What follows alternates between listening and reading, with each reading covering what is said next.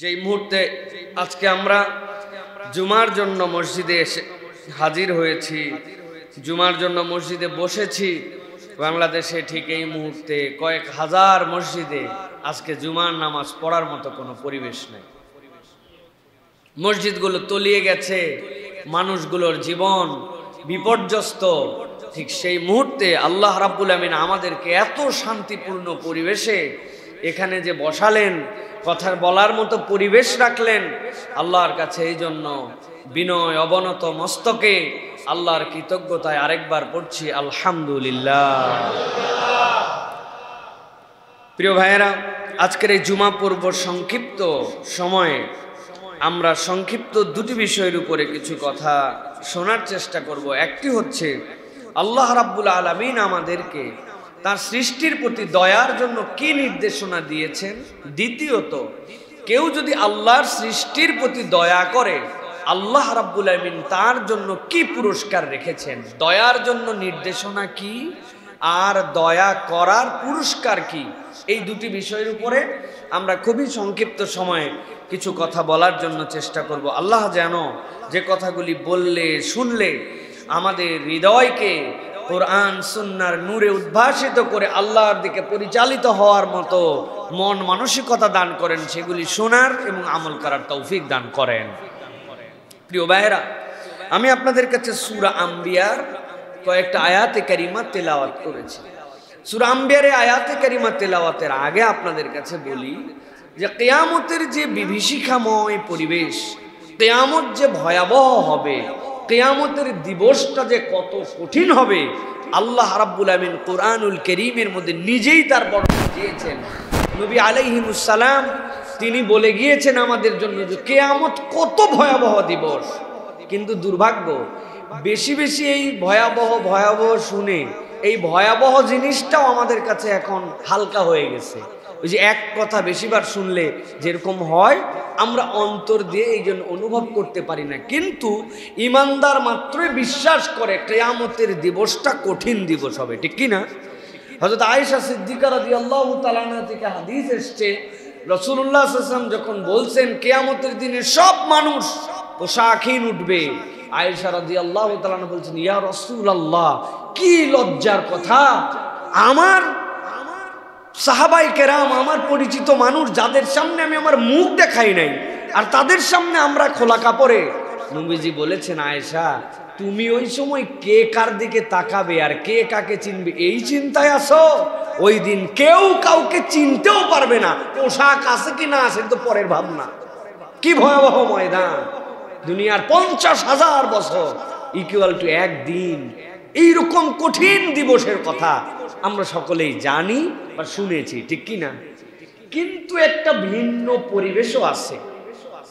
যেই দিন 50,000 বছরের সমান দুনিয়ার, যেই দিন জামা কাপড়ের হুঁশ থাকবে না, যেই দিন সূর্য এমন ভাবে তার মাথার উপরে তাপ দেওয়া শুরু করবে যে সে ঘরমাক্ত একটা পরিবেশের মধ্যে সাঁতার কাটতে শুরু করবে, সবাই ইয়া নাফসি করবে, আম্বিয়ায়ে কেরাম পর্যন্ত ওই সময় একজন আরেকজনের কাছে পাঠাবেন, কেননা তারা নিজেরাও মনে করবেন দুনিয়াতে আমার চলার আমার বলার এই স্টেজগুলি আল্লাহ রাব্বুল আলামিনের হয়তো মনোপুত নাও হতে পারে, রেফার করবেন। ঠিক ওই রকম সময়ও ভিন্ন একটা পরিবেশ হবে। কিরকম পরিবেশ? আল্লাহ বলছেন সকলের জন্য কিয়ামতের দিবস কঠিন দিবস হবে না। কিয়ামতের দিন এমন কতগুলা লোকের জন্য কিয়ামতের দিবস হবে, এই মহা পরিবেশের মধ্যে সে একটা মৃদু শব্দও শুনতে পাবে না। আল্লাহ রাব্বুল আমিন বলছেন, ইন্নাল্লাযীনা সাবাকাত লাহুম মিনাল হুসনা উলাইকা আনহা মুবাদুন। আল্লাহ বলছেন, দুনিয়ার মানুষ জেনে রাখো, কিয়ামতের দিবস যখন ভয়াবহ দিবস, যেই দিবসে মানুষ ত্রাহি অবস্থায় থাকবে, যেই দিবসে মানুষজনের জন্য কোনো পানির ব্যবস্থা থাকবে না, বিপদ আর বিপদ তাদের জন্য। আল্লাহ বলছেন ওই দিবসের ব্যাপারে আমি আল্লাহ আরেকটা চিত্রের কথা তোমাদেরকে জানাচ্ছি।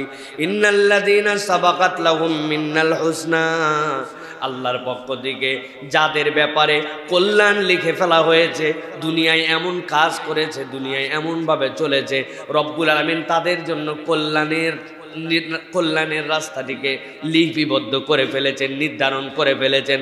আল্লাহ রাব্বুল আলামিন বলছেন উলাইকা আনহা মুবাদুন, কিয়ামতের এই ভয়াবহ পরিবেশ থেকে রব্বুল আলামিন এই মানুষগুলাকে বহু দূরে রাখবেন। আল্লাহ রাব্বুল আলামিন বলছেন لا يسمعون حسيسا وهم فيما اشتهت أنفسهم خالدون। আল্লাহ বলছেন এই দুনিয়ার মানুষ ভালো করে জানো, আমি আল্লাহ রাব্বুল আলামিন জানালাম লা ইয়াসমাউনা হাসিসা, শব্দ তো দূরের কথা, দুইজন মানুষ ফিস ফিস করে কানে কানে কথা বললে যেরকম গুঞ্জরণ হয়, মৃদু মৃদু শব্দ হয়, আল্লাহ বলছেন এরকম গুঞ্জরণ আল্লাহ তাদেরকে শোনাবেন না। ওয়াহুম ফী মাশতাহাত আনফুসুহুম খালিদুন, তাদের হৃদয় যেটা চাইবে আল্লাহ ওই রকম পরিবেশ তাদেরকে দিবেন, আর রব্বুল আমিন তাদের জন্য জান্নাতে ঢোকানোর ব্যবস্থা করে দিবেন। ভালো করে খেয়াল করে দেখেন, একদল তার হিসাব নিয়ে ব্যস্ত, একদল তার ওই কিয়ামতের ময়দানের পেরেশানিতে ব্যস্ত, আর আল্লাহ বলছেন আরেক দলের ব্যাপারে রব্বুল আমিন দুনিয়ার থেকেই নির্ধারণ করে দিয়েছেন হুসনা। এরা কল্যাণের রাস্তায় ছিল, এরা এর পরিবেশের সাথেও থাকবে না, এই মৃদু শব্দও শুনতে পাবে না, তার অন্তর যা চাবে তথা তার অন্তর চাবে আমি আমার আলটিমেট ডেস্টিনেশন জান্নাতে চলে যাই। রব্বুল আমিন এদের হিসাব করার আগে এই মানুষগুলাকে এইরকম বিপদ থেকে উদ্ধার করে আল্লাহ জান্নাতের পথ দেখায় দিবেন। আল্লাহ রাব্বুল আমিন বলছেন লা ইয়াহজুনুহুমুল ফাযাউল আকবার ওয়া তাতালাক্কাহুমুল মালাইকাতু হাযা ইয়াউমুকুমুল্লাযী কুনতুম তুআদুন। লা ইয়াহজুনুহুমুল ফাযাউল আকবার, কিয়ামতকে আল্লাহ ফাযাউল আকবার বলেছেন, বড় বিভীষিকাময় পরিবেশ। আল্লাহ বলছেন এই দিবসে তাদের কোনো চিন্তাই নাই। ওয়া তাতালাক্কাহুমুল মালাইকা, ফেরেশতা তাদের সাথে থাকবে। যতই বড়ই মানুষ সাহসী হোক না কেন, একা থাকলে তার অন্তরের মধ্যে ভয় থাকতে পারে। কোনো একটা সুন্দর পরিবেশেও যদি একা রেখে দেওয়া হয় তারপরেও তার মধ্যে টেনশন হবে। আল্লাহ বলছেন আমি এই টেনশনও দিব না। তাতালাক্কাহুমুল মালাইকা, ওই মানুষগুলা ফেরেশতাদের সাথে দেখা করবে, আর ফেরেশতারা তাদেরকে বলতে শুরু করবে হাযা ইয়াউমুকুমুল্লাযী কুনতুম তুআদুন, আজকে যে নিরাপত্তা তোমরা পাইলা, আজকে যে জান্নাতের পথ তোমাদেরকে দেখায় দেওয়া হলো, আল্লাহ তো তোমাদের কাছে এই দিবসের জন্যই প্রতিশ্রুতি দিয়েছিলেন। সুবহানাল্লাহ। এই জন্য সব মানুষ ওই দিন বিপদে থাকবে না, সব মানুষের অবস্থা একরকম হবে না, কিন্তু যেই মানুষগুলো ওই দিন আল্লাহ রাব্বুল আমিনের কাছে নিয়ামত পেতে শুরু করবে, আল্লাহ বলছেন ওই দিবসটা কিন্তু আবার মনে করো না ওদের জন্য একরকম এদের জন্য একরকম, দিবস একরকম, কিন্তু আল্লাহ তার স্পেশাল বান্দাগুলাকে নিজ করমে নিজ ফজলে তাদেরকে এই দিবসের আঁচ তাদের জীবনে লাগতে দিবেন না। আল্লাহ নিজে বলছেন দিবসটা কেমন তুমি জানো নাকি? আল্লাহ বলছেন ইয়াউমা নাতুইস সামা কাতাউইস সিজিল কাতাইস সিজিল লিল কুতুব কামা বাদানা আউয়ালা খালকিন নুঈদু ওয়াদান আলাইনা ইন্না কুন্না ফাইলিন।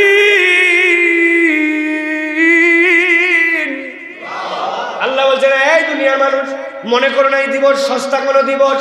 আল্লাহ বলছেন ইয়াউমা নাতুইস সামা, ওই আসমানের দিকে তাকাই তুমি দেখতে পাবে কাতাইস সিজিল লিল কুতুব, আগের দিনে যখন মানুষ বিভিন্ন ধরনের বার্তা লিখতো এরকম বইয়ের মতো পাতা থাকতো না, রোলার থাকতো, রোলার, রুটি বেলি যে আমরা রুটি বেলনি, ওই বেলনির মধ্যে লেখার পরে কাগজগুলাকে পেঁচায় রেখে দিত, যদি প্রয়োজন পড়ে আবার খুলে দেখতো, আবার পেঁচায় রেখে দিত। আল্লাহ রাব্বুল আমিন বলছেন ওই দিন তোমরা আসমানকে দেখতে পাবে কাতাইস সিজিল লিল কুতুব, এত বড় বিস্তৃত আসমান রব সেই দিন গুটায় নিয়ে চলে আসবেন। রব্বুল আলামিন এটাকে গুটায় নিয়ে আসবেন, মানুষ অবাক হয়ে যাবে কিভাবে এত বড় আসমানকে আবার গুটায় নিয়ে আসা সম্ভব। আল্লাহ রাব্বুল আমিন বলছেন কামা বাদানা আউয়ালা খালকিন নুঈদু, এই প্রথম দিন যেরকম এটা কিছুই ছিল না, রব্বুল আমিন ওরকম কিছুই নয় এরকম জায়গায় আবার এটাকে ফেরত নিয়ে আসবেন। ওয়াদান আলাইনা ইন্না কুন্না ফাইলিন, আল্লাহ বলছেন এটা কারো দায়িত্ব নয়, আমি রব নিজের সাথে নিজে ওয়াদা করেছি, আমি কিন্তু দুনিয়াকে চূর্ণ বিচূর্ণ করে আগের অবস্থায় নিয়ে আসবো। এরকম চূর্ণ বিচূর্ণ দুনিয়া আসমানহীন দুনিয়া, যেই সময় মানুষের বিপদ, আল্লাহ বলছেন ওই সময় আমি কতগুলা মানুষের ব্যাপারে বলে রাখলাম, ইন্নাল্লাযীনা সাবাকাত লাহুম মিনাল হুসনা উলাইকা আনহা মুবাদুন। কতগুলা মানুষ যাদের জীবনে কল্যাণ লিখে দেওয়া আছে, ওই মানুষগুলা ওই দিন এই বিপদ টেরও পাবে না। সুবহানাল্লাহ। এখন আমাদেরকে সিদ্ধান্ত নিতে হবে আমরা ওই বিপদের বাজারে আল্লাহর এই দুনিয়া থেকে কল্যাণ লিখিত যাদের জীবনে, ওই দলের মধ্যে আমরা সম্পৃক্ত হতে চাই কিনা। চাই আমরা ওই দলের মধ্যে আমরা থাকতে চাই, নাকি বিপদের পার্টির মধ্যে থাকতে চাই? এখন চাই বলি ওই দলের মধ্যে থাকতে, কিন্তু ওই দলের যে সকল কাজ, সেই কাজ তো আমাকে করতে হবে। সেই দলের মধ্যে যেতে হলে আল্লাহ রাব্বুল আলামিনের নির্ধারিত পথ পদ্ধতি অনুযায়ী আল্লাহ যেটা বলেছেন সেই দলে তো থাকতে হবে। আল্লাহ গ্যারান্টি দিয়েছেন। দুনিয়ার মানুষ, এই দুনিয়া খারাপ মানুষের জন্য নয়। আমরা অনেক সময় বলি না খারাপ মানুষের দুনিয়া হয়ে গেছে, ভুল কথা। আল্লাহ কোরআনে বলছেন, ওয়ালাকাদ কাতাবনা ফিজ জবুর মিন বাদি যিকরি আন্নাল আরদা ইয়ারিসুহা ইবাদিয়াস সালিহুন। আল্লাহ বলছেন আমি জবুর কিতাবে দাউদ আলাইহিস সালামের কাছে, মুহাম্মদ সাল্লাল্লাহু আলাইহি ওয়াসাল্লাম না, এর আগেই দাউদ আলাইহিস সালামের কাছে এই কিতাব দেওয়ার পরে জানিয়ে রেখেছি, আন্নাল আরদা ইয়ারিসুহা, আমি এই জমিনের ওয়ারিসনামা, মিরাসনামা আমার নেককার বান্দাদের কাছেই রাখবো। সুবহানাল্লাহ। এটার ব্যাখ্যা কি? এটার ব্যাখ্যা নবী করিম সাল্লাল্লাহু আলাইহি ওয়াসাল্লাম বলে গিয়েছেন, দুনিয়াতে ততক্ষণ পর্যন্ত আল্লাহ দুনিয়াকে ধ্বংস করবেন না যতক্ষণ পর্যন্ত একজন পূর্ণ ঈমানদার আল্লাহ আল্লাহ যত্নে ওয়ালা দুনিয়ায় থাকবে। আল্লাহ দুনিয়াকে ধ্বংস করবেন না। সুবহানাল্লাহ। আমি মাঝে মাঝে বলি না, আমরা নিজেদের দাম জানি না, নিজেদের মূল্য কি এইটা আমরা জানি না। মূল্য নিজের না জানলে কখনো মূল্য নিজেকে উপস্থাপন করা যায়। আমরা নিজেরা তো মূল্যহীন নিজেদেরকে মনে করি। আপনাদের কাছে এর আগেও বলেছি, এক লোকের হাতে এই যে ঘড়ির দাম হচ্ছে 150 টাকা। এখন আমার ঘড়ি খুলে আমি উজুখানায় রেখে দিয়া চলে আসি। একজন বলছে, হুজুর এই যে ঘড়িটা আমি না পাইলে হারাইছিলেন। আমি বললাম যে ভাই অনেক শুক্রিয়া, আপনি দিলেন বলে পাইলাম। আর মনে মনে ভাবি যে ঘড়ি যদি হারাইতো কয় টাকা? 250। মনে মনে ভাবছি ঘড়ি হারালে কত ভাই, দাম জানি আমি। আরেক লোক, তার হাতের মধ্যে একটা আংটি আছে হোয়াইট গোল্ড, উপরে বসানো আছে একটা ডায়মন্ড, 50,000 টাকা দাম। বাজারে গেছে, যাওয়ার পর আল্লাহর কি কাজ, এক টেরা লোক, লক্ষ্মী টেরা, 2 মণি 2 দিকে আছে না ভাই, আল্লাহর সৃষ্টি, কিন্তু আমাদের দেশে বলে লক্ষ্মী টেরা। এখন ও খালি ঘড়ির দিকে এরকম করে তাকায় আছে, ওই আংটির দিকে। আসলে ও আংটির দিকে তাকায় নাই, ও টেরা চোখ বেসের এদিক তাকালে এদিক দেখে। এখন এই যেই আংটিওয়ালা, ও চিন্তা করছে, আরে সুবহানাল্লাহ, আমার আংটির দাম নিশ্চয়ই জানছে, তাছাড়া শুরুর থেকে গেলে আমার আংটি দেখে কেন? টেরা দেখে এই দিক, আর ও টেনশনে আছে আমার আংটির কি হয়। খানিকক্ষণ পর আস্তে করে আংটিগুলো পকেটের মধ্যে রেখে দিছে। বলেন তো ভাই, আমি যে আমার ঘড়ি নিয়ে চিন্তা করি না ঘড়ির দাম কত, আর যেই ব্যক্তি তাকায় নাই টেরা, তারপরেও বেচারি তার আংটি নিয়ে দুশ্চিন্তায় আছে, আংটির দাম কত? 50,000। এই জন্য প্রিয় ভাইরা, দাম জানতে হয়। দুনিয়া সকলে মিলে রাজত্ব করে, সকলেই বাহাদুরি দেখায়, কিন্তু আপনার আমার মতো বিশুদ্ধ ঈমানওয়ালা, আল্লাহ আল্লাহ বলনেওয়ালার জন্য আসমান জমিন চাঁদ সিতারা সূর্য নক্ষত্র সব টিকে আছে। সুতরাং আপনার আমার দাম এগুলো সবকিছুর থেকে বেশি। সুবহানাল্লাহ। এই জন্য আল্লাহ বলছেন জান্নাতে যাওয়ার পরে কমসে কম 10 দুনিয়ার সমান দেওয়া হবে। তাছাড়া যেই দুনিয়ায় ছিল ওই দুনিয়ার সমান হলে তো তার ভ্যালু হলো না। 10 দুনিয়ার সমান কমসে কম দিবেন আল্লাহ, কেননা ওই বান্দার জন্য আল্লাহ আসমান জমিনকে টিকায় রাখছেন। সুবহানাল্লাহ। আল্লাহ এই জন্য বলছেন, আন্নাল আরদা ইয়ারিসুহা ইবাদিয়াস সালিহুন। বান্দা তোর দাম বুঝ, এটা নেককারদের জন্য আল্লাহ রাব্বুল আমিন এই ওয়ারিসনামা দিয়েছেন এই জমিনে। আল্লাহ বলছেন, ইন্না ফি হাযা লাবালাগাল লিকওমিন আবিদিন। আল্লাহ বলছেন এই কোরআনের ভিতরে আল্লাহর ইবাদত বুঝার যে বান্দা, তাদের জন্য আল্লাহ অনেক ইন্ডিকেশন দিয়ে রেখেছেন। সুবহানাল্লাহ। জবুরের পরে আল্লাহ যে বলছেন ইন্না ফি হাযা, এই ইন্না ফি হাযা আই ফিল কোরআন, কোরআনের ভিতরে আল্লাহ রাব্বুল আমিন তার গোলামদের জন্য অনেক ইন্ডিকেশন দিয়ে রাখছেন। ও যদি খালি একবার ভাবে, আনন্দে উদ্বেলিত হয়ে যাবে, আরে আমি না আল্লাহর গোলাম, আমি না আল্লাহর বান্দা। আল্লাহ না সকলকে বিপদে ফেলবেন না। আল্লাহ না বলছেন যে আল্লাহ রাব্বুল আমিন মিন্নাল হুসনা, যারা নেক কর্ম করবে, যাদের ব্যাপারে লিখে রেখেছেন আমি কেন তাহলে ওই নেক কর্মশীলদের মধ্যে অন্তর্ভুক্ত হব না? আমি কেন কিয়ামতের টেনশন নিয়ে ঘুরবো? আমি কেন খালি কিয়ামতের ভয়াবহতার মধ্যে থাকবো? আমি তো ওই গ্রুপে থাকবো। তোমরা তোমাদের চিন্তা করো, আমি আল্লাহর সেফ জোন দিয়ে বের হয়ে যাবো। সুবহানাল্লাহ। সুতরাং প্রিয় ভাইয়েরা, এমন কিছু করতে হবে যেই কাজের কারণে রব্বুল আলামিন আপনাকে আমাকে ওই সেফ জোনের মধ্যে রাখেন। চাই সবাই, কাজ করতে রাজি নেই, ঠিক না ভাই? আমরা চাই সবাই, কিন্তু কাজ করতে রাজি না। আল্লাহর কাছে কিন্তু কোনো 2 নম্বর সিস্টেম থাকবে না। মানে ব্যাংক লুটপাট করছেন, ডাকাতি করছেন, 2 নম্বরই করছেন, দুনিয়ার এমন কোনো খারাপ কাজ নাই যেটা করেন নাই, আর মনে করছেন যে সেনাবাহিনীর কোলের মধ্যে কয়েকদিন থাকলাম, তাইকে সেফ এক্সিট নিয়ে বাইরে হয়ে গেলাম, আল্লাহর কিছু ফেরেশতা ভাও করলাম, ভাও করে কিয়ামতের দিনে আমরা সাইজ হয়ে গেলাম। আল্লাহর কাছে এরকম কোনো ভাও করা সেনাবাহিনী পাওয়া যাবে না। দুনিয়ায় হয়তো ভক্কর চক্কর দিয়ে পার হতে পারেন, কিন্তু আল্লাহর কাছে কিন্তু এরকম কোনো ভাও করা জিনিস পাওয়া যাবে না। অতএব খুব সাবধান, রব্বুল আলামিনের কাছে ওই দিন যাই হিসাব আপনাকে আমাকে দিতে হবে। প্রিয় ভাইরা, তো আসুন আমরা একটু জানার চেষ্টা করি কোন আমলে কিয়ামতের দিনে বিপদ মুক্ত হওয়া যাবে। আল্লাহ রাব্বুল আলামিনের ঘোষণা অনুযায়ী 2টা জিনিস বলি প্রিয় ভাইরা। একটা যে বলেছিলাম মানুষের প্রতি দয়া। কি বলেন? মানুষের প্রতি দয়া। রব্বুল আলামিন মানুষের যত নেচারের কথা বর্ণনা করেছেন, নবী করিম সাল্লাল্লাহু আলাইহি ওয়াসাল্লামের গুণের কোনো শেষ নাই। নবী করিম সাল্লাল্লাহু আলাইহি ওয়াসাল্লাম থেকে গুণধর কোনো মানুষ সৃষ্টিকে আল্লাহ সৃষ্টি করেন নাই, কিন্তু আল্লাহ নিজে সার্টিফিকেট দিচ্ছেন আমার হাবিবের যত গুণ থাক, একটা গুণের কারণে আমার হাবিব অনন্য ছিলেন। কি গুণ? আল্লাহ রাব্বুল আলামিন সূরা আলে ইমরান 159 নম্বর আয়াতের মধ্যে বলছেন, ফাবিমা রাহমাতিন মিনাল্লাহি লিনতা লাহুম ওয়ালাউ কুনতা ফাযযান গালিযাল কলবি লানফাদ্দু মিন হাওলিক ফাআফু আনহুম ওয়াস্তাগফির লাহুম ওয়াশাওিরহুম ফিল আমর। আল্লাহ রাব্বুল আলামিন বলছেন, দুনিয়ার মানুষ, আমার হাবিবের একটা গুণ তোমাদের কাছে জানাই রাখে। আমার হাবিব কেমন চরিত্র হওয়ার কারণে নবীজি সাল্লাল্লাহু আলাইহি সাল্লাম বিশ্বকে জয় করলেন। আল্লাহ বলছেন, ফাবিমা রাহমাতিম মিনাল্লাহি লিনতা লাহুম। আল্লাহর দয়ায় আপনি আপনার অনুসারীদের মধ্যে বড় কোমল হৃদয়ের ছিলেন, আপনি বড় বেশি আদরের হৃদয়ের ছিলেন, আপনি বড় বেশি নরম চরিত্রের ছিলেন। ওয়ালাউ কুনতা ফাযযান গালিযাল কলবি লানফাদ্দু মিন হাওলিক। আল্লাহ বলছেন, আপনি যদি কঠোর হৃদয়ের হতেন, আপনার আচার আচরণ যদি রূঢ় হতো, আপনার মধ্যে দয়ার চরিত্র যদি না থাকতো, আপনি দেখতেন আপনার পাশ থেকে সবাই সরে গেছে।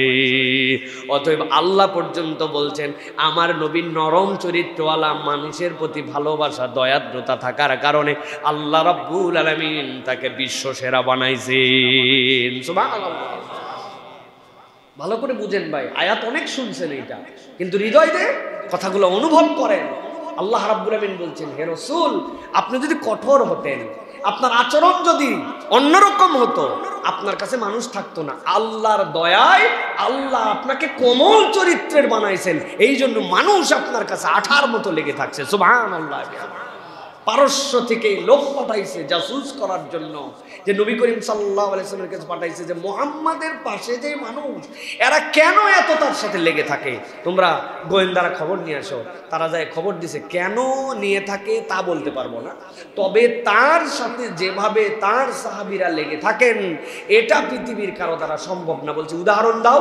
বলছে একটা উদাহরণ, মুহাম্মদ মুস্তাফা সাল্লাল্লাহু আলাইহি ওয়াসাল্লাম যদি কখনো থুতু ফেলার প্রয়োজন হয়, তার পাশে অন্তত এরকম 100 সাহাবী অপেক্ষায় থাকে, নবী সাল্লাল্লাহু আলাইহি ওয়াসাল্লাম কখন থুতুটা ফেলবেন, আর ওই থুতু মুবারকটা কে কার আগে জমিন থেকে তুলে নিয়ে নিজের গায়ে মাখবে, নিজের গালে মাখবে, আর মানুষ অপেক্ষায় থাকে। ওযু করেন মুহাম্মদ মুস্তাফা সাল্লাল্লাহু আলাইহি ওয়াসাল্লাম, ওযুর পানিটা গড়ায় যেতে দেয় না, তার সাহাবীরা ওযুর পানিটা পর্যন্ত বরকত হিসেবে নিজেরা নিয়ে ফেলে। এই রকম কোন লিডার পৃথিবীতে নাই, একমাত্র মুহাম্মদ সাল্লাল্লাহু আলাইহি ওয়াসাল্লাম। অতএব তাকে তার সাথীদের থেকে কোনো ষড়যন্ত্র করে বিচ্যুত করা, বিচ্ছিন্ন করা সম্ভব নয়। আল্লাহু আকবার। দেখেন, নবী করিম সাল্লাল্লাহু আলাইহি ওয়াসাল্লামের নরম তবিয়তের কারণে আমরা নবীকে দেখি নাই। নবী করিম সাল্লাল্লাহু আলাইহি ওয়াসাল্লামের আসার 1400 বছর পরে পৃথিবীতে আসছি, কিন্তু ইমানদারের কলিজার মধ্যে মুহাম্মদ সাল্লাল্লাহু আলাইহি ওয়াসাল্লামের জন্য এমন একটা টান আল্লাহ ঢুকায় দিয়েছেন, দুনিয়ার সব একদিক, মুহাম্মদ সাল্লাল্লাহু আলাইহি ওয়াসাল্লাম একদিক। ঠিক না ভাই? আল্লাহ রাব্বুল আলামিন এই জন্য বলছেন এটা কোন গুণ? বিমা রাহমাতিম মিনাল্লাহি লিনতা লাহুম, আপনি তাদের প্রতি কোমল, আপনি তাদের প্রতি সফট। অতএব ইমানদারের চরিত্র হবে মানুষের জন্য, অপরের জন্য কোমল হৃদয়। হৃদয় কঠোর হওয়া কোনো বড়ত্বের প্রকাশ নয়। বলে আমি কেইসার আগি প্রকাশ করি না, তাই ভাব নেয় না অনেকে ভাই, মানে উনি ওনার রাগের প্রকাশ ঘটায় যে আমি কেইসার আগি, কেইসা তেরা, আমি যে কিরকম সাংঘাতিক, এটা কোনো ক্রেডিট নয়, এটা আপনার ডিসক্রেডিট। প্রিয় ভাইরা, ইমানদারের চরিত্র হবে নম্র।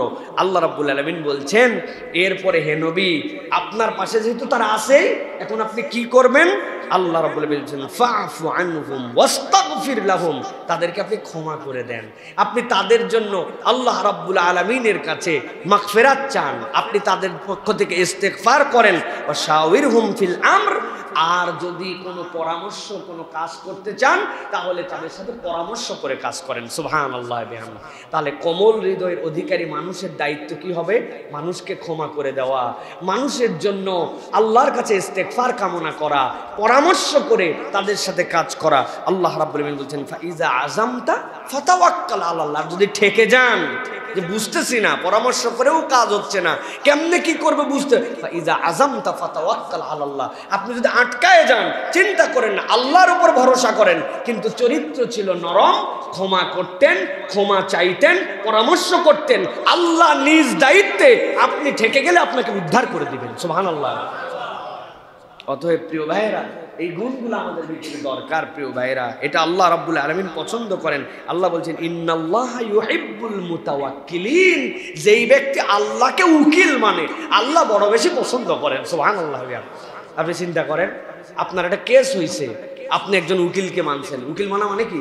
কোন একজন উকিল আপনার হয়ে লড়বে, আপনার হয়ে সে ফাইট করবে, আপনার হয়ে পেপার উপস্থাপন করবে। চিন্তা আমার নাই, চিন্তা তার। হ্যাঁ, টাকা পয়সা দিতে হয়, যোগাযোগ রাখতে হয়, বলতে হয়, কিন্তু সে আপনার হয়ে লড়বে, সে আপনার জন্য তত্ত্বাবধায়ক নির্ধারিত হয়েছে, আপনার কথাটা তার মুখ দিয়ে বলবে। আপনি নির্ভর আছেন যে একজন উকিল ধরছি, যে এই উকিল বাপরে বাপ বহু কেস জেতা উকিল, আবার সবার সাথে ভালো সম্পর্ক আছে, কথাবার্তা আর্গুমেন্ট সব হেভি লিখতে পারে। আল্লাহ বলছেন ইন্নাল্লাহা ইউহিব্বুল মুতাওয়াক্কিলিন, তুমি যদি তোমার রবকে উকিল মানো, তোমার রব এই বান্দাদেরকে পছন্দ করেন। আপনি বলছেন আল্লাহ আমি ঠেকে গেছি, আল্লাহ তোমার উপরে কেবল ভরসা করলাম, আল্লাহ বান্দার ওই রেসপন্সিবিলিটি নেন। সুবহানাল্লাহ। কিন্তু আমরা এরকম ভাবতে পারি না প্রিয় ভাইয়েরা। আমরা একটা জিনিস এর আগেও বলেছি, আবার বলি, আপনার ইমানের একটা ছোট্ট পরীক্ষা, সবসময় নিজেকে পরীক্ষার মধ্যে রাখবেন, এটা ঠিক আছে কিনা, নিয়ত বিশুদ্ধ করবেন। কোনো বিপদে পড়লে, মুশকিলে পড়লে, কোনো রকম আপনার যদি আটকায় যান, কার কথা সবার আগে মনে পড়ে? না থামেন, আগে আল্লাহ আল্লাহ বলতেছে। কার কথা আগে মনে পড়ে আগে জিজ্ঞাসা করেন নিজেকে, যে বিপদে পড়ছি, আরে অমুক ওর কাছে গেলে মনে হয় একটা উদ্ধার হওয়ার উপায় আছে, দেখি তো হুজুরের কাছে বলি তো, দেখি পিসা হুজুর পানি পড়া দেয় কিনা। মানে কত লেয়ার পরে মনে হয় আল্লাহ তুই একটু উদ্ধার করিস, আগে আল্লাহর কথা মনে পড়ে না। আন্দাজি বলেন না, এটা আমরা নিজেরাও মনে করি কোন একটা বিপদে পড়ছে আরে, কিন্তু আপনার সকলের কাছেই যেতে হবে। দুনিয়ার এই ওসিলা মানা আপনার জন্য নিষিদ্ধ নয়, কিন্তু সবার আগে আল্লাহর কথা মনে পড়লে বুঝবেন আল্লাহর সাথে আপনার একটা ভরসার জায়গা ভিন্ন রকম। বাচ্চা অসুস্থ, ভালো ডাক্তার দেখাবো, সবই করব, কিন্তু সবার আগে আল্লাহর কথা মনে পড়ে কিনা? আমাদের মনে পড়ে না ভাই। দুনিয়ার কালচারে আমাদের ঈমান আস্তে আস্তে দুর্বল হয়ে গেছে। অতএব এখানে আমাদেরকে অনুভব করতে হবে প্রিয় ভাইরা। এবার আপনাদের কাছে সংক্ষিপ্তভাবে বলতে চাই, আমরা যদি এই সৃষ্টির প্রতি দয়া করি, এই দয়া করলে আসলে কি লাভ হয়, এটার জন্য আমাদের কি ফজিলত আল্লাহ রাব্বুল আলামিন আমাদেরকে দিয়েছেন প্রিয় ভাইরা। আল্লাহ রাব্বুল আলামিন দুনিয়ার মানুষের জন্য জানিয়ে রেখেছেন যে দুনিয়ার মানুষ ওয়াবতাগি ফীমা আতাকাল্লাহ আদ-দারাল আখিরা ওয়া লা তানসা নসীবাকা মিনাদ দুনিয়া ওয়া আহসিন কামা আহসানাল্লাহু ইলাইক ওয়া লা তাবগিল ফাসাদা ফিল আরদ। আল্লাহ রাব্বুল আলামিন বলছেন দুনিয়ার মানুষ শোনো, ওয়াবতাগি ফীমা আতাকাল্লাহু আদ-দারাল আখিরা, আল্লাহ তোমাকে দুনিয়ায় যা দিয়েছে সেইটা দিয়ে তোমার কাজ কি হবে? তোমার কাজ হবে এইটা দিয়ে তুমি পরকালকে তালাশ করো। সহজ কথা কিন্তু কঠিন ভাষা। আল্লাহ রাব্বুল আলামিন বলছেন ওয়াবতাগি ফীমা আতাকাল্লাহু দারাল আখিরা, আল্লাহ তোমাকে দুনিয়ায় যা দিলেন ওইটা দিয়ে দুনিয়াদারি করো না, ওইটা দিয়ে তুমি পরকালকে তালাশ করো। পরকালের রাস্তায় তুমি ওইটার দ্বারা অর্জন করার জন্য চেষ্টা করো। আপনি বলবেন এখানে মনে হয় টাকা পয়সার কথা বলা হয়েছে। না, আপনাকে আল্লাহ যা দিয়েছেন চিন্তা করে দেখেন, আল্লাহ আপনাকে কি দিয়েছেন। আমি আমার ভাষায় বলি, আল্লাহ আমাকে একটা জিনিস দিয়েছেন, সেটা হচ্ছে দুনিয়ার কোনো বাপের বেটার ক্ষমতা নাই যে আমাকে পাগল বলে। মজা মস্করা করে বলতে পারে, কিন্তু ডেফিনেশন অফ পাগল যেটা, এই পাগল আমরা নই। ঝিনাইদা যাচ্ছিলাম, ট্রাকে করে উঠে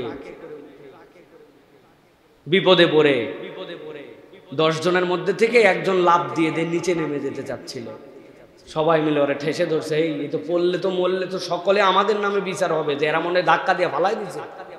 এখন ট্রাকের কেবিন আর ট্রাকের বডি দুইটা তো আলাদা। বাসের মধ্যে একবারই দিচ্ছেন, বাস থেমে গেছে, ডবল মারছেন, বাস চলে গেছে, ট্রাক তো থামানোর উপায় নাই। একজন ওই লোকের পাগলামু দেখে ট্রাক যে ড্রাইভার যেখানে বসে আছে ওর মাথার উপরে যায়, এই ট্রাকালা থাম, ট্রাকালা থাম। ট্রাকের ডবল বাড়ি শুনে ট্রাকালা মনে করছে লোকজনেতে ভাড়াও বেশি নিছি, সামনে সামনে রাস্তাও ফাঁকা, যাওয়া মনে হয় আসতে হচ্ছে, আগে যাও আসতে যাচ্ছিল, এখন ডবল। অথচ আমরা বিপদে ওরে থামাতে চাই আর ও জোরে যায়। খানিকক্ষণ পরে আমি জিজ্ঞাসা করলাম, ভাই এই লোক লাভ দিতে চাই কেন? একজন বলছে হুজুর পাগল হয়ে গেছে।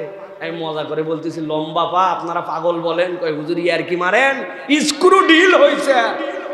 আমি তো মানুষের জীবনে কোনো স্ক্রু না এটা জানি, তারপরে বলতেছি মজা করে, স্ক্রু কোন জায়গায় লোকের? কয় হুজুর খালি লাভ দিয়ে পড়ুক, আপনি সব হাসবেন, তখন টের পাবেন।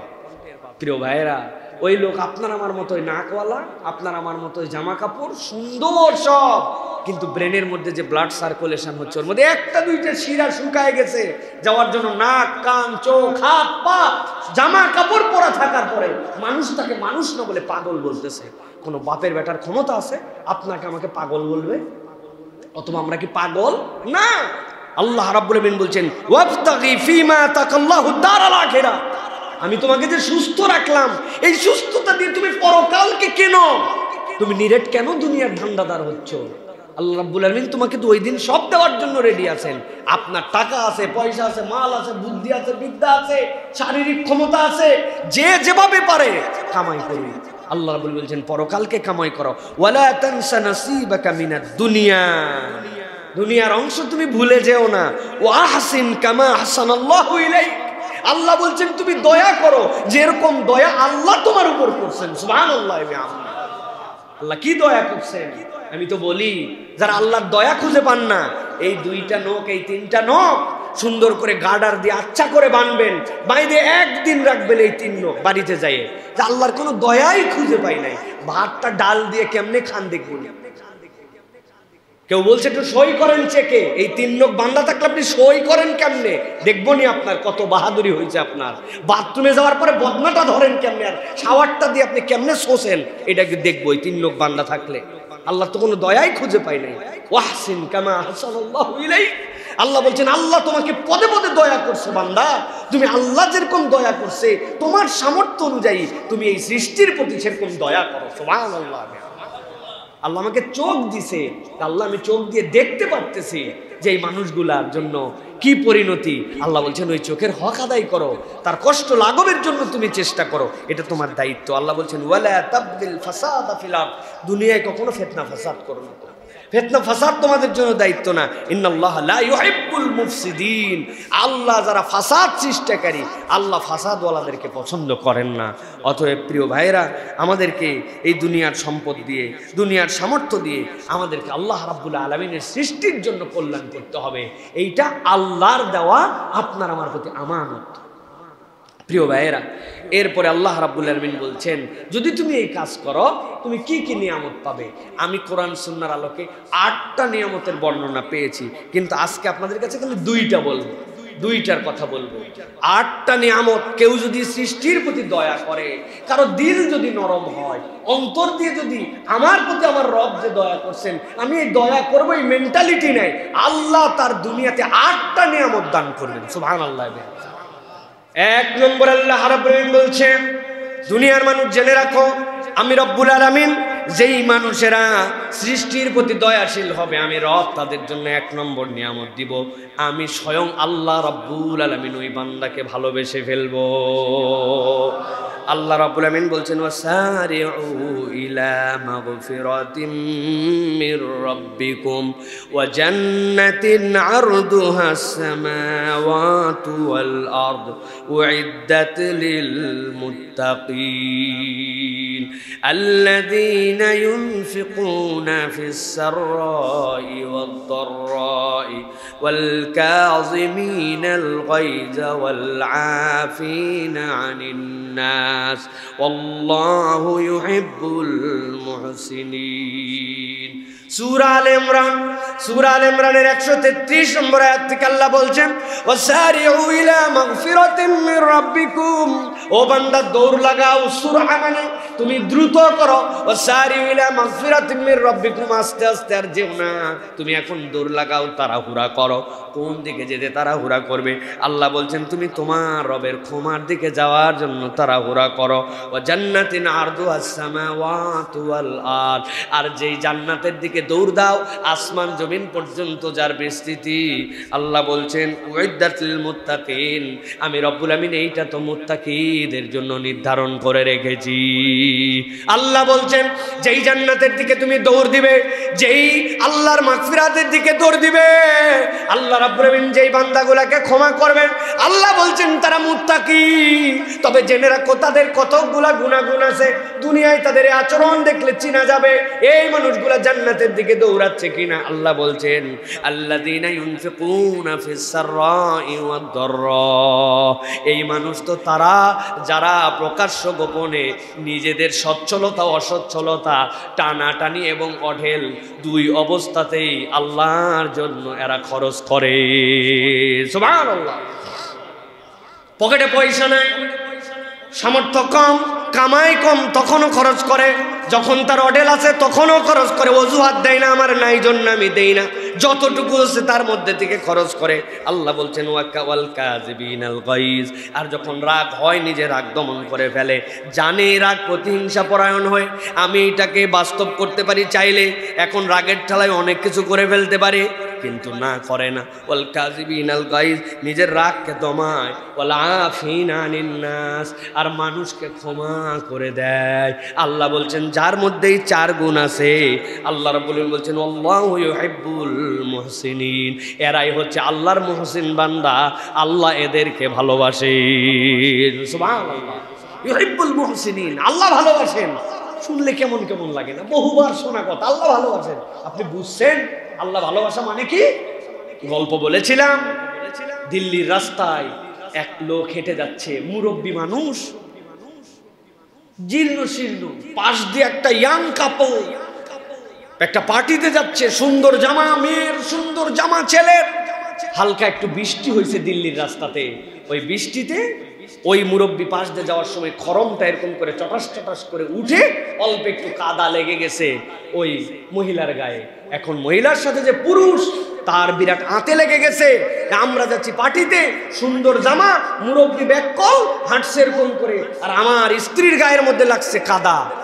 তার মেজাজ খারাপ হয়ে বলছে দেখে শুনে হাঁটতে পারো না? বলছে দেখেই তো হাঁটতেছি বাবা, লেগে গেছে অনিচ্ছায়। এক কথা দুই কথা ঠাস করে মুরব্বীকে থাপ্পড় লাগায় গেছে। মুরব্বীকে থাপ্পড় লাগায় মুরব্বী আস্তে করে বেরিয়ে চলে গেছে। ওরাও কিছু দূর বেরিয়ে গেছে। 100 গজ যাওয়ার পরে ওই যুবক মাটির মধ্যে ধাপ করে পড়ে তড়পাতে শুরু করছে, সেন্সলেস হয়ে গেছে, নাক মুখ দিয়ে রক্ত উঠতে শুরু করেছে। ওই মহিলা তার সাথে যে ছিল সে অবাক হয়ে সাথে সাথে বলতেছে লোকজন, কি হলো, কেমনে তোমার হাজবেন্ডের এটা হলো? বলে ওই যে মুরব্বী দেখতেছেন উনি এইটা করছে। লোকজন মুরব্বীর ধরছে, বাবা ঘটনা কি, আপনি এরকম করলেন? বলে বাবা আমি এরকম কিছুই করি নাই। তার স্ত্রীর কাছে শোনো, বলছে না না, এরকম এই ঘটনার পরে আমার স্বামী তার গালের মধ্যে থাপ্পড় মারছিল, নিশ্চয়ই মুরব্বী কোনো বদদোয়া বা কিছু করছে জন্য আমার স্ত্রীর আমার স্বামীর এই অবস্থা। মুরব্বীরে সবাই ধরছে, আপনি কি কিছু বলছেন বা আপনি কিছু করছেন? বাবাজি সত্যি করে বলেন, একটা ইয়াং মানুষ এরকম অবস্থা, বিপদ, মনে হচ্ছে মারা যাবে।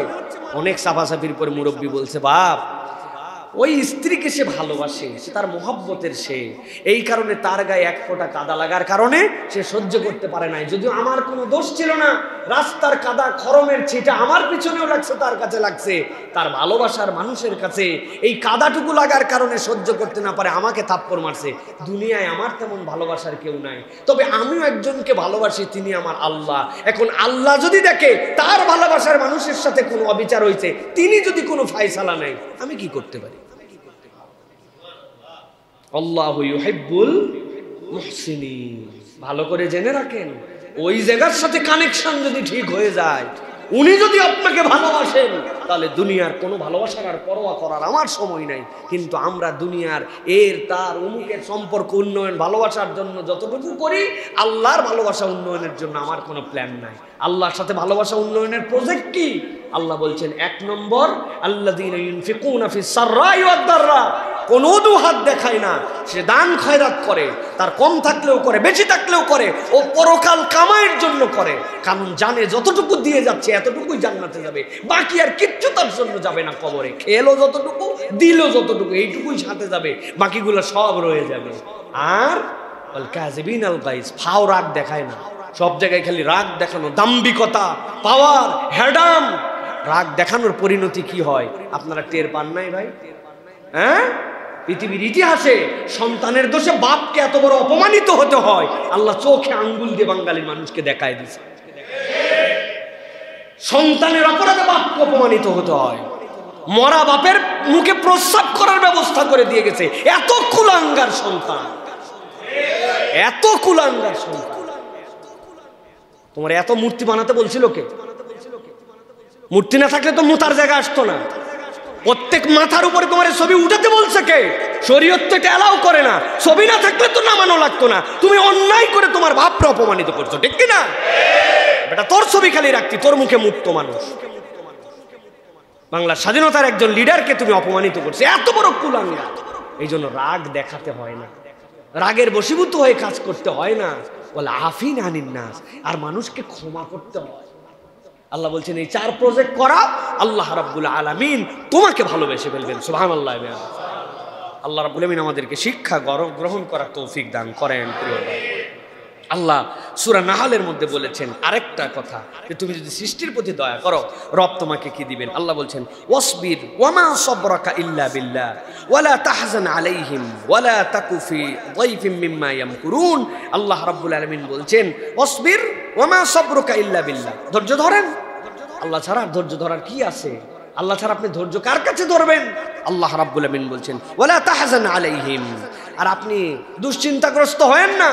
খুব সাংঘাতিক কথা, ওয়ালা তাকু ফি যাইফিম মিম্মা ইয়ামকুরুন। আল্লাহ রাব্বুল আলামিন বলছেন আর ষড়যন্ত্রকারীরা, তাদের চক্রান্তের কারণে আপনি মন খারাপ করবেন না। আল্লাহ তাদের চক্রান্তকে কখনো বিজয়ী হতে দিবেন না। সুবহানাল্লাহ। রব্বুল আমিন বলছেন ইন্নাল্লাহা মাআল্লাযীনা তাকু ওয়াল্লাযীনা হুম মুহসিনুন। আল্লাহকে যে ভয় করে আর যারা কল্যাণের পথযাত্রী, আল্লাহ তাদের সাথে আছেন। সুবহানাল্লাহ। অতএব ষড়যন্ত্রকারীরা যত ষড়যন্ত্র করুক, আজকে হয়তো আমরা দেখতেছি যে কেউ উপরের দিকের দেশ, কেউ নিচের দিকের দেশ। ইচ্ছামতো আপনি ষড়যন্ত্র করলেন, ইচ্ছামতো আপনি যেই হিসাব করে আপনার পানিটা ছাড়ার কথা সেই হিসাব করে ছাড়লেন না, ডিক্লেয়ার দিলেন না। হ্যাঁ, তাদেরও পানি যদি অনেক বেড়ে যায় কি করবে? তারাও তো ডুবে যাবে। কিন্তু ছাড়ার একটা রুলস আছে, আস্তে আস্তে করে ছাড়তে হবে।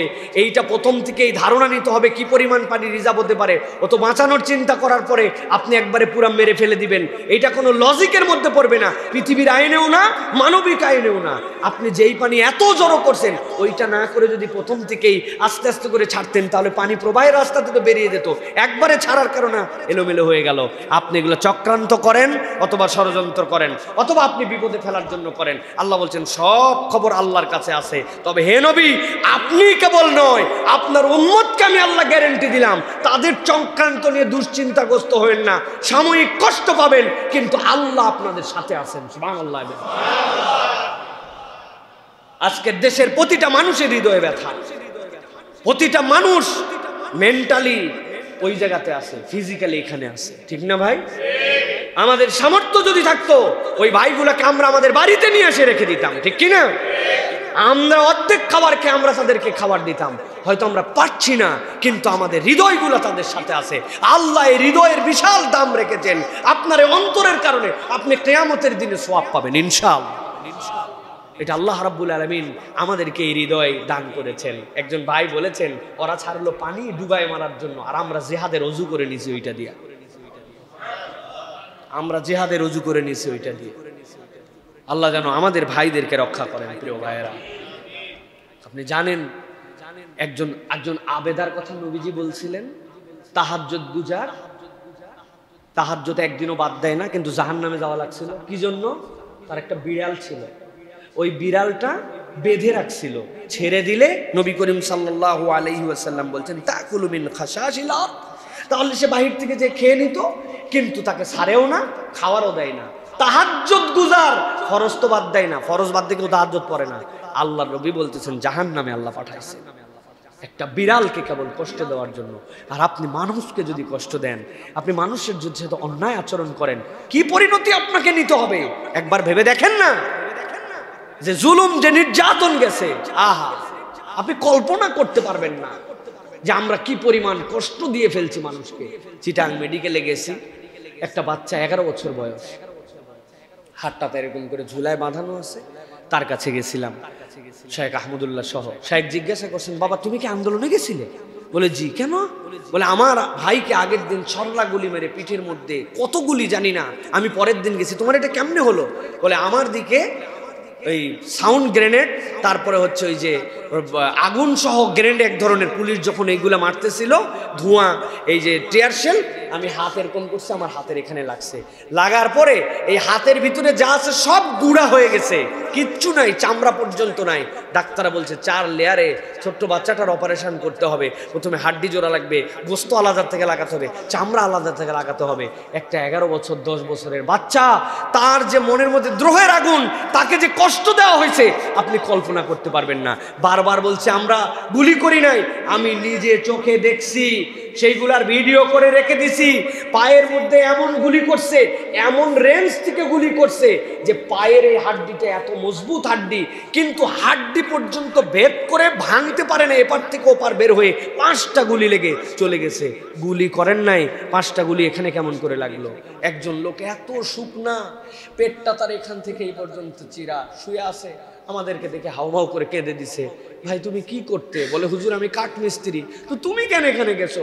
বলে হুজুর আমাদেরকে ধাবরায়া বাইতুল ফালা মসজিদের সামনে থেকে এক গলির মধ্যে ঢুকাইছে, ঢুকানোর পরে ওপেন গুলি করতেছে, সবাই পালাচ্ছে। আমি চলেই গেছিলাম, পরে খেয়াল করে দেখি একজন বৃদ্ধা মহিলা, সম্ভবত ভিক্ষুক, জুমার নামাজের পরে ভিক্ষা করে, হুজুর ওই ভিক্ষুকটা উপর হয়ে পড়ে গেছে। আমি চিন্তা করলাম আমি এত স্বার্থপর হব যে আমি চলে যাব আর আমার এই চাচিটা পড়ে থাকবে। হুজুর আমি আমার জন্য আসি নাই, ঘুরে আবার ওই বৃদ্ধা মহিলাকে তুলতে আসছি। ওই তুলতে আসার সময় আমাকে গুলি করছে, একটা গুলি নাভিতে ঢুকে একটা কলিজা ভেদ করে গেছে, আরেকটা গুলি নিচ দিয়ে নেমে তার মলদার ফুটা করে গেছে। এখন মলদারটা পিছন দিয়ে বের করে রাখছে, আর কলিজাটা কেটে ওই জায়গাতে ফেলে দিছে। মেরুদণ্ডের মধ্যে গুলি আটকাই গেছে, ওই গুলি বের করছে। চিরজীবনের জন্য একটা কাঠ মিস্ত্রি পঙ্গু হয়ে গেছে।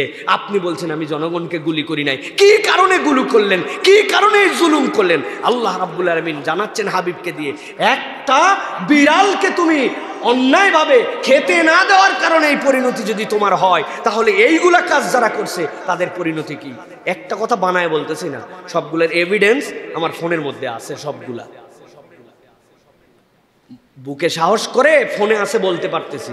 এই কথা আমরা 15 বছর বুকে সাহস করে বলতেও পারতাম। চট্টগ্রাম এয়ারপোর্টের সরকারি একজন কর্মকর্তা আসছে, এসে বলছে হুজুর একটা কথা বলবো। কি? আপনাদেরকে কি মোহব্বত করি। হাউমাউ করে কাঁদতে লাগছে। কেন মোহব্বত করেন? তো কি হয়েছে? হুজুর আপনাদের ভিডিও প্রচুর দেখি, কিন্তু এই বিগত 10 বছর একটা লাইক দিতে পারি নাই, কমেন্ট তো দূরের কথা। বললাম লাইক দিলে কি সমস্যা? বলে হুজুর একটা লাইক কে কোন পোস্টে দিছে এটাও আমাদের সার্কেলের মধ্যে চেক থাকতো। এই ইসলামপন্থীদের এই বক্তব্যে তুই লাইক দিলি কেন? তার মানে তুই ওই দলের। একটা লাইক দেওয়ার ক্ষমতা ছিল না। আজকে আমি অন্তত আপনার সামনে কথা বলতে পারতেছি। এই জুলুম শাহী, এইটা দেখার পরেও যারা এখন বলতেছেন যে না উমুক তুমুক এই সেই, মন আপনার এখন পর্যন্ত পরিষ্কার হয় না। আপনি মানুষ কিনা সন্দেহ আছে, আপনি মানুষ কিনা সন্দেহ আছে। কালকে ডাক্তারের সাথে দেখা হয়েছে নিটোরের, নাম বলে দিতে পারবো, বললাম না। নিটোরের ডাক্তার বলতেছে সাইফুল্লাহ ভাই, এক লোক নামাজ পড়ে, আমরা নামাজ পড়তে দেরি করলেও সে নামাজ দেরি করে না, মিথ্যা কথাও বলতে দেখি না, লোকজনের সাথে আচরণ ভালো, কিন্তু আমি এই 5 তারিখের পরে তাকে যাই ধরছি।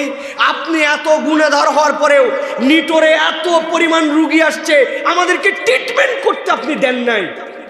রুগীর নিবন্ধন ছাড়া আমরা সাহস করে 2-1 জনকে দেখছি হাসপাতালে রুগীর ট্রিটমেন্ট করতে দেয় নাই। এটা কোন দুনিয়া?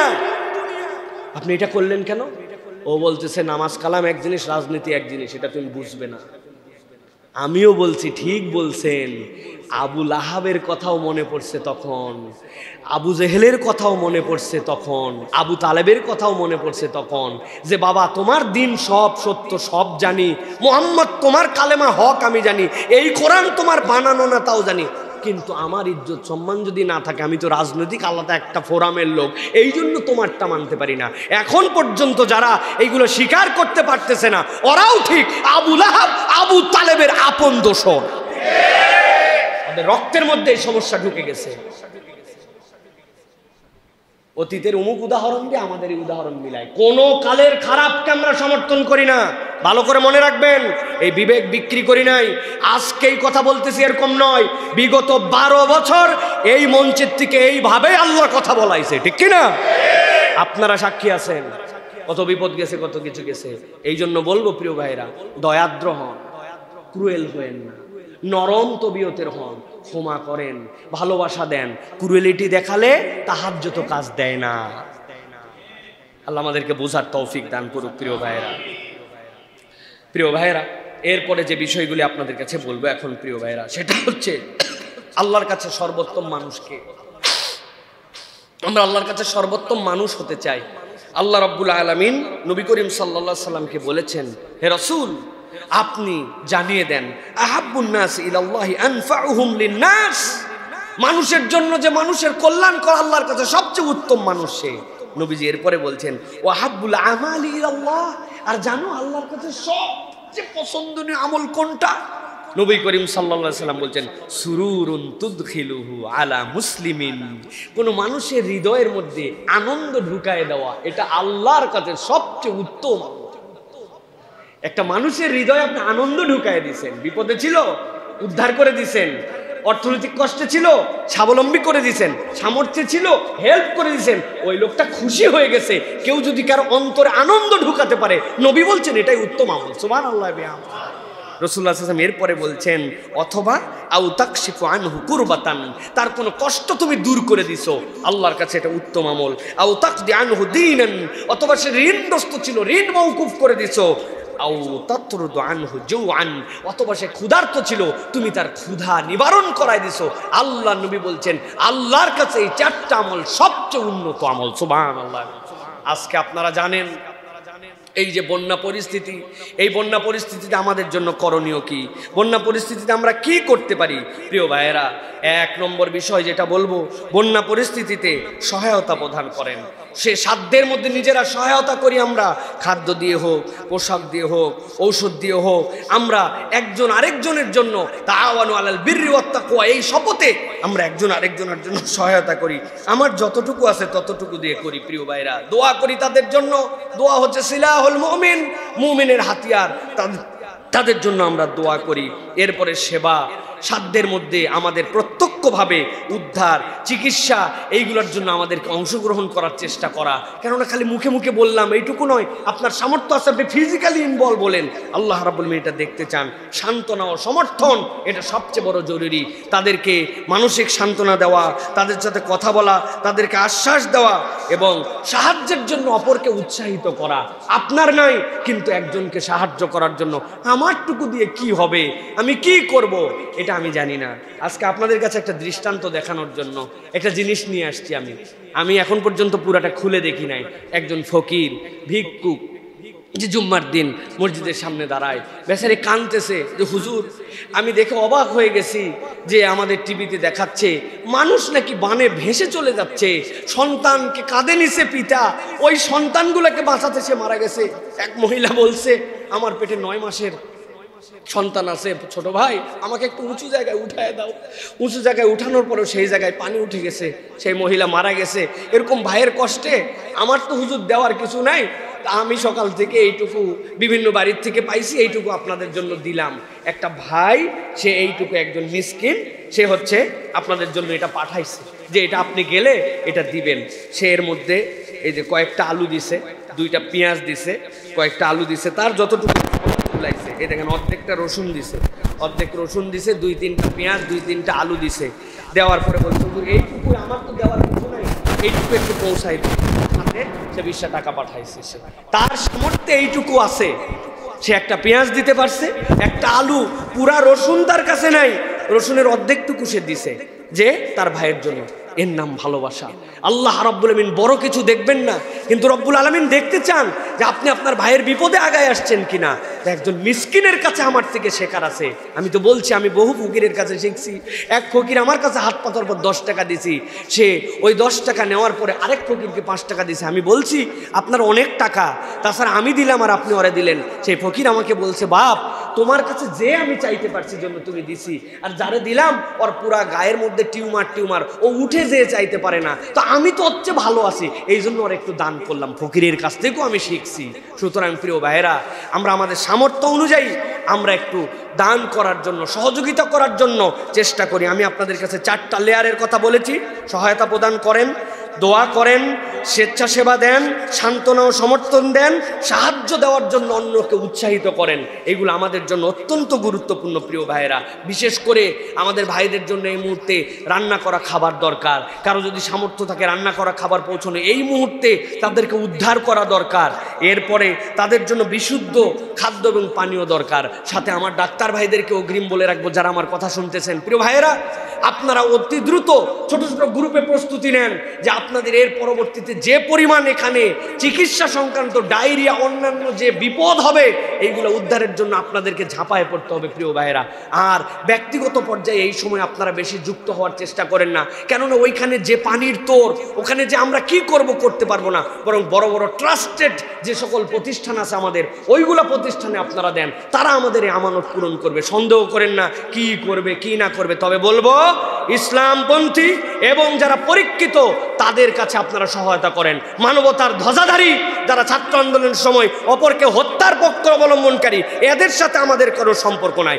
আলেম ওলামা তাদের মাধ্যমে আমরা সাহায্য করব ইনশাআল্লাহ। রাজি আছেন ইনশাআল্লাহ? বাংলাদেশের যত মসজিদ, যত ইমাম, যত মুয়াজ্জিন আছি, আমি আপনাদের ভাই হিসেবে প্রস্তাব দিলাম, আমরা আমাদের 7 দিনের যে আমাদের আপনারা যে আমাদেরকে সম্মানী দেন, আমরা আমাদের 7 দিনের সকল সম্মানী ইমাম, মুয়াজ্জিন, খতিব আমরা বন্যা দুর্গতদের ফান্ডে দান করলাম।